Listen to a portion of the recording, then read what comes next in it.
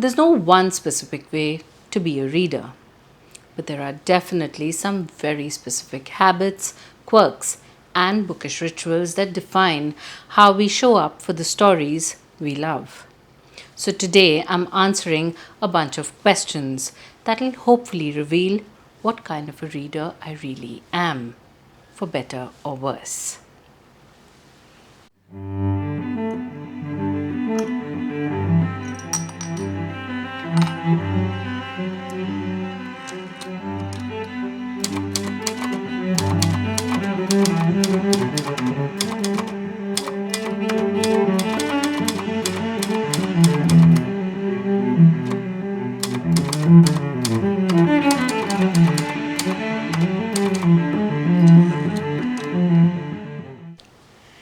Hi, I'm Ridhima. Welcome to the Old Drunk.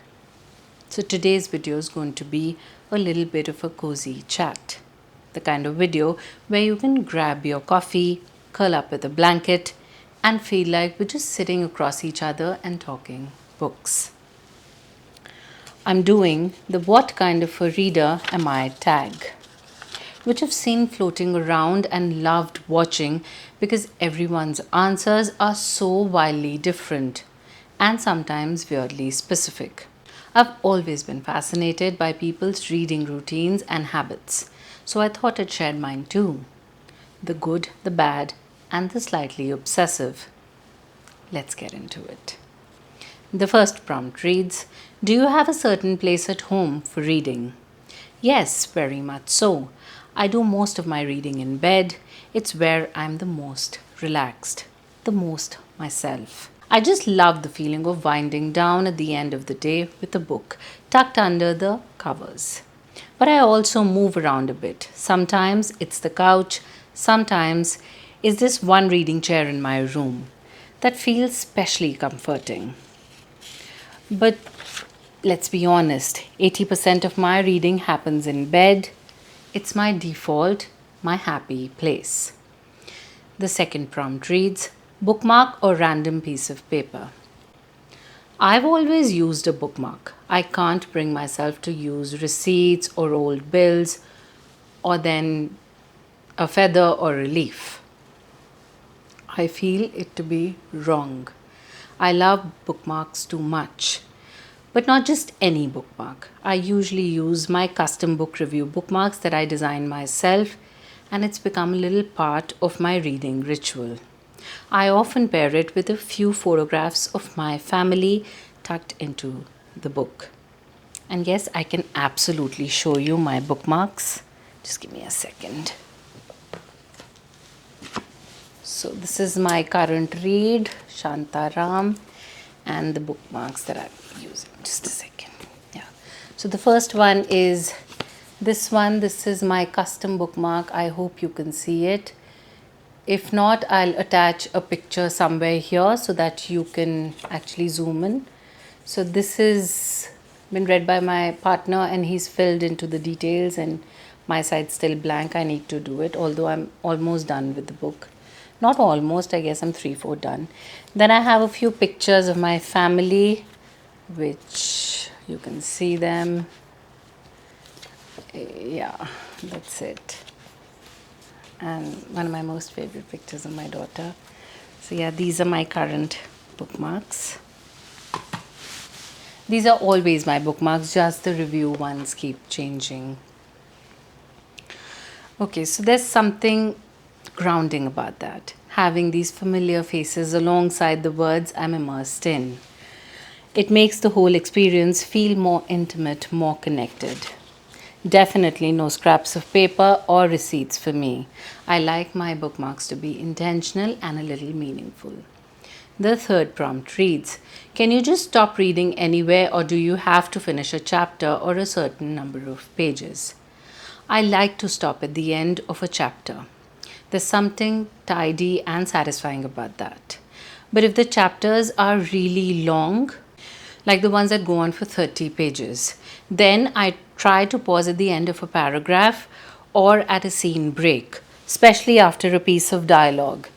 That feels like a natural pause. I don't count pages or set targets unless I'm in a reading slump.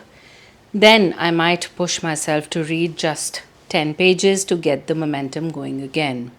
But otherwise, I follow the book's rhythm more than anything. The fourth prompt reads: do you eat or drink while reading? Drink, yes; eat, never. I almost always have something nearby: a glass of water, a cup of coffee, sometimes wine, or even a cocktail if it's an evening read and I'm in a certain mood. But I can't eat while reading. It distracts me, and honestly, I'm too protective of my books to risk food spills. I want my books to feel lived in, not sticky. The fifth prompt reads: multitasking, music or TV while reading. I can do ambient or instrumental music in the background, like a soft piano playlist or a moody film score, but nothing with lyrics. If there are words, my brain immediately tunes into them instead of the book. TV is an absolute no. I need a quiet space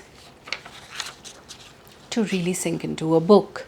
Reading is such an immersive experience for me, I want to give it my full attention. The sixth prompt reads: one book at a time or several at once? Mostly just one. I like staying fully immersed in a single narrative or voice.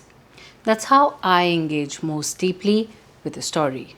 Occasionally, I'll have a poetry collection on the side, something I can dip into without disrupting the flow of my main read. But I don't usually juggle multiple full length books.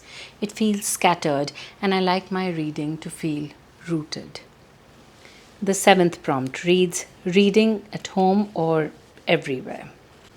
Home, definitely. I'm someone who spends a lot of time at home, and reading has kind of become part of the architecture of that space for me. I've tried reading in cafes or while commuting, but it never hits the same. I need stillness, a sense of comfort, and home gives me that. The eighth prompt reading out loud or silently in your head? Silently mostly. That's my default. But poetry, I have to read it out loud. There's something about hearing the rhythm, the cadence, the way the words fall and collide. It transforms the experience. So, prose is usually internal, but poetry, that needs to be voiced. The ninth prompt reads: do you read ahead or skip pages? Not really. I like to let the book unfold as it's meant to. I don't skip ahead and I don't peek at the last page. I think it breaks the spell. That said, I have skimmed some sections if they're dragging or feel unnecessary, especially in books that over describe or repeat themselves. But I try not to do that too often. I like being fully present with the text, even in its messier parts. The tenth prompt reads: breaking the spine or keeping it like new? Break the spine every single time. Oh my god, that rhymed. I love when books look used, creased, bent, softened. There's a kind of intimacy in a book that's been lived in. I don't want them to stay pristine. I want them to carry the marks of having been read and loved. The 11th prompt reads: do you write in your books? Yes, I do. I underline, I scribble in the margins, I engage with the book as I go. But I only ever use pencils. No pens, no highlighters. Ink tends to bleed through or age badly, and I'm too attached to the physical quality of books to let that happen. Pencil is just gentler. I like knowing that my thoughts are there, but not permanently imposed. Writing in books for me is a quiet conversation, not a takeover. And that's me, or at least a little version of me as a reader. I think our reading habits say a lot about how we move through the world, what comforts us, what challenges us, what rituals we reach for when we want to feel like ourselves again. I'd love to know your answers too. Feel free to share them in the comments or do this tag on your own channel and send it my way. And if you resonated with any of my answers, let me know. Maybe we're reader twins.